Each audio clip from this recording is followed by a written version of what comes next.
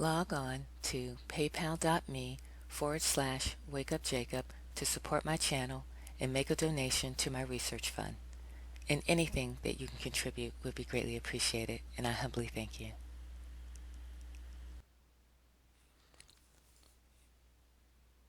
Hey everybody. So I wanted to send out this transmission on our day of rest regarding what the Creator has shared with me in regards to recent attacks on Syria and what this all means to us as it relates to Scripture in regards to the pending war and prophecies that our people recorded long ago. So I'm not going to waste any time. I am just going to get right to it. So let's refer to Zechariah chapter 9, verse 6. And when we take a look in the book of Zechariah, chapter 9, verse 6, it says, "And a bastard shall dwell in Ashdod, and I will cut off the pride of the Philistines." So what we need to understand here is who is the bastard in Ashdod and what this prophecy really means in the language of our people. So let's take a look. So I'm just going to summarize what the prophecy says, and then I'll go back and give you a breakdown of the 4 words that actually explain what the prophecy means. So it said the wickedness of Baal will be destroyed. And all of these words are just really identifying and telling you the same people. Okay, so it all means the same people. Ashdod, Yashab, Mamzar, it all describes the same people, and those people are the children, or seed, wicked seed of Baal, the Balaam. It's just the same meaning. So to further elaborate on that, let's take a look at the word. For example, Mamzer. We look at that word. It's Strong's H4464. They're telling you that the word means bastard, but you notice it says here from an unused root, meaning to alienate, and the word also means alien or foreigner. So if you look here, it'll tell you.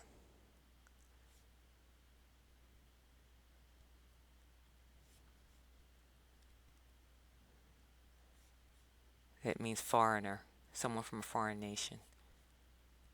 Okay, and then also that word mamzer in the English language for bastard is just a play on the word, the Shemitic word also basata. Okay, so if we look at the word yashab, that word, just remember the B and the P, they use interchangeably because they have the same sound from the same sound family. So what that word actually is, they're hiding, is what is the root of the word is asp. Remember I told you they removed the S in a lot of the words to hide, because the word S means it comes from the letter Sa, which means moon. So they replaced the S in a lot of the words that identified them, the foreign scribes, as they changed it from Sa to Shah, which is actually, they did that deliberately to hide exactly, their identity, because the word Sa, it means moon, and it also describes one's paleness, paleness like the moon. So the word actually means not ashab, but asab, or asab, or asp for snake or serpent. And this word, Ashdod, is a play on the word asata.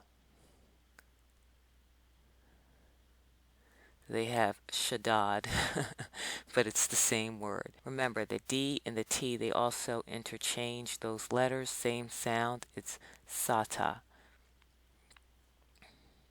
And it describes again that Sa, that describes the paleness of a people, and D is duality in our, in our language for Da'u, which could mean something good or bad, that letter. But at any rate, in this case, obviously it doesn't mean anything good. So we know what that word sata means. So,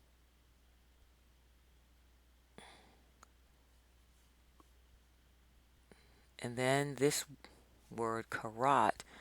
Now they spell it with a K here, which is actually correct because, like I said, it's from the letter K-A-H or ka, but they removed that in the Hebrew, the modern Hebrew alphabet. It was part of our Shemitic alphabet, but it removed it because, again, it identified the people. So the wicked people, so that's why it got removed. But what they did is they hid it, because if you notice, they tell you, if you look at the word here in Strong's 83772, it tells you it's a primitive root, because they don't want you to know where the root actually derives from, or where it originates from, but it's telling you it means to cut off, cut down, but it actually means destroy. So if we look up that word, it derives from the Shemitic word kara. Now see, they changed it here and they removed the K and added, the KH letter and added the CH. So, but notice the reason why it's K, because also it means heat and burning.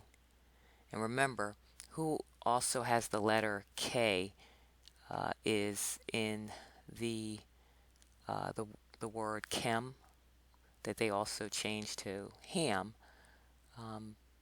and that word chem also is the root of the word for kemet. And remember, Ham's name means hot. And the reason why is because the word was originally spelled not with an H but with a K. So, it has that same meaning. The other meaning for this word, they have it here, Kori. It also means white. Okay, so it's identifying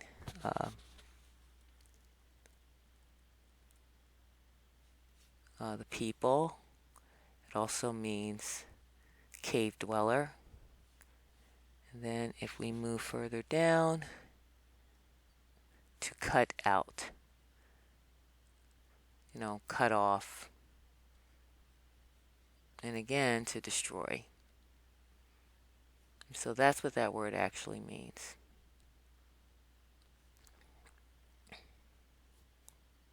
So that is pretty much what the verse means.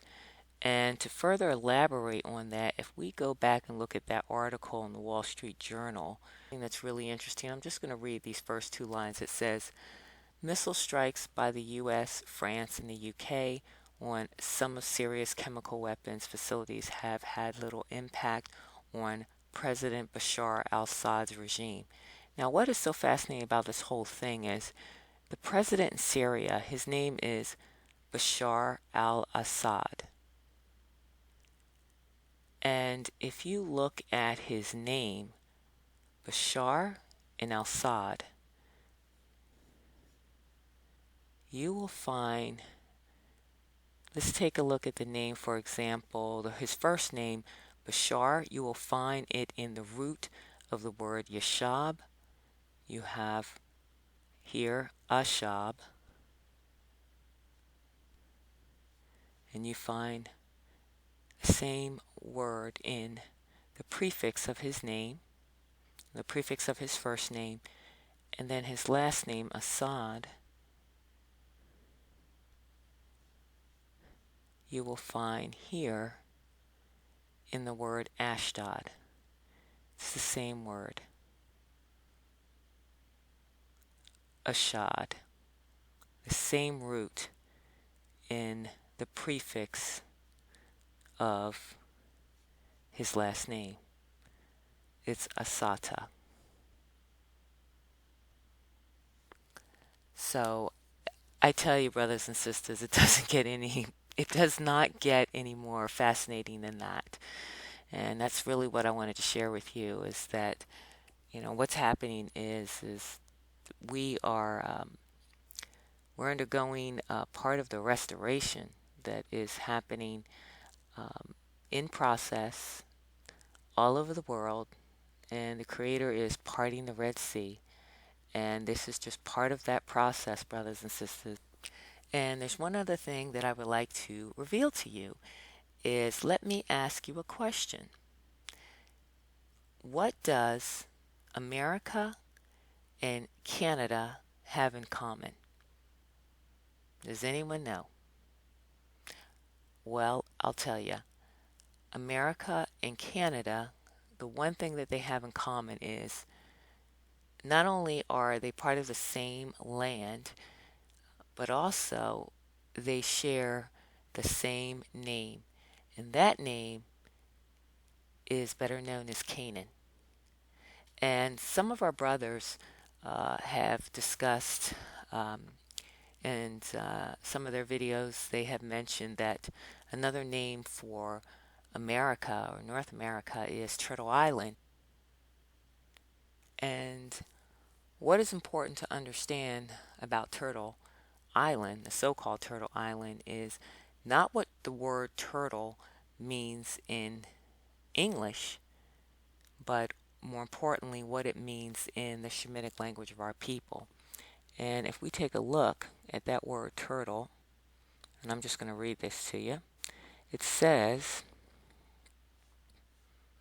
that the mythical turtle is called Hanuna, while the name for an everyday turtle is Hanoah.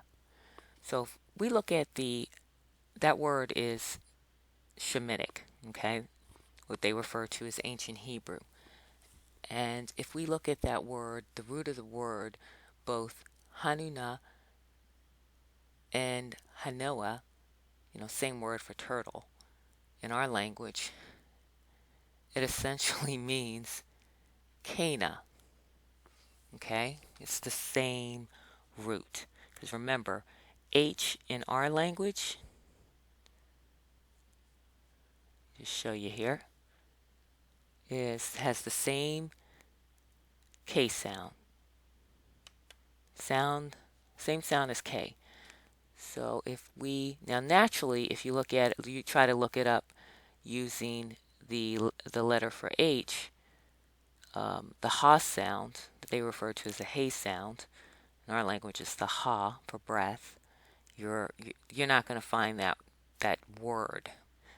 So if we look up that word using the letter K,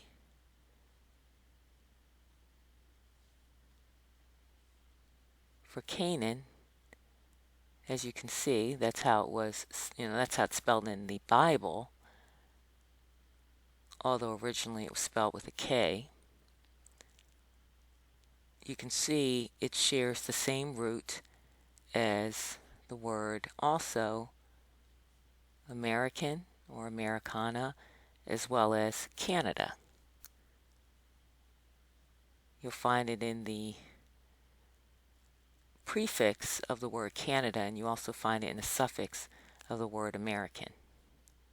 So, which is also same word for turtle,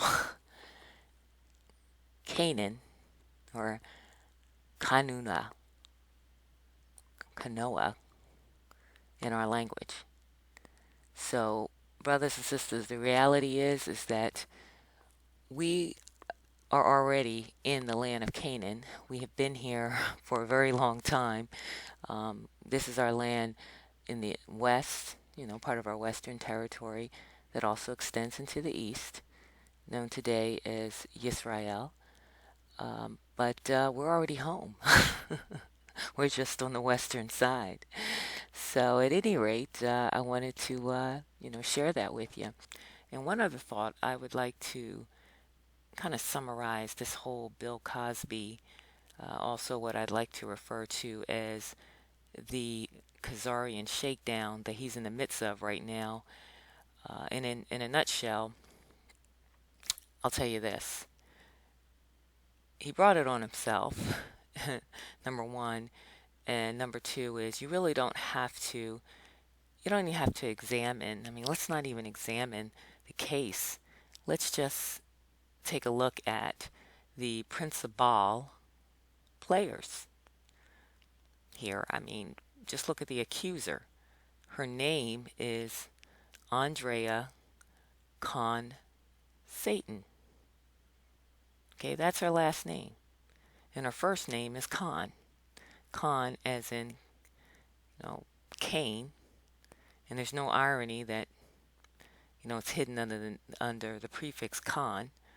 I mean, that goes without saying. And then let's take a look at her attorney, whose name happens to be Gloria the Adder Allred, because that's what her last name, that is the suffix of her last name, means. And I mean, that's it, basically. I mean, you really don't have to figure it out.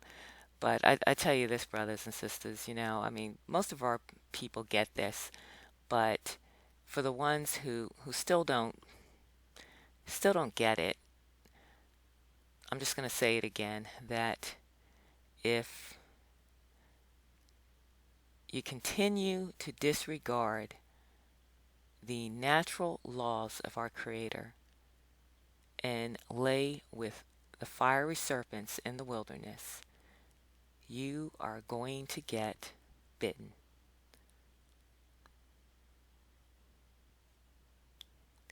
And I would also like to thank all of my brothers and sisters for their continued support. And thanks so much for watching.